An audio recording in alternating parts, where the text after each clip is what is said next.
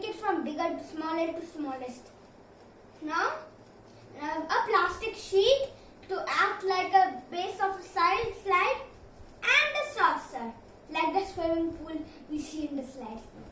So, what we will do, first arrange these books in different sizes from the biggest to the smallest. Okay, now you place your plastic sheet up on the books. Now what you are going to do is, I almost forgot to tell you about the mug and the funnel and water. Okay, so we'll collect some water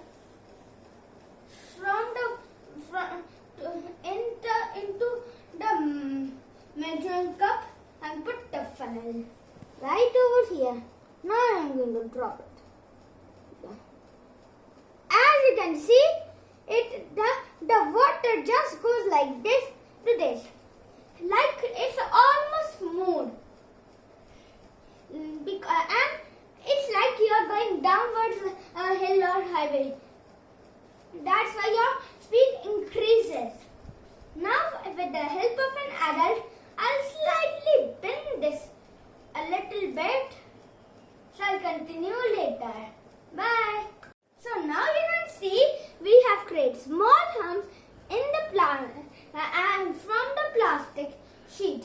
Now I'm going to again do my measuring cup and funnel, the same thing again. As you can see, it is doing it, but did you spot a difference?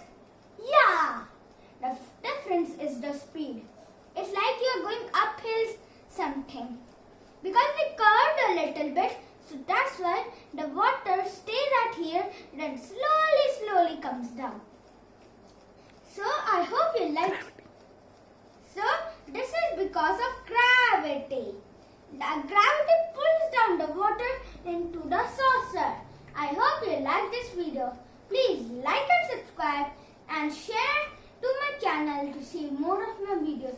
If you like and share my video,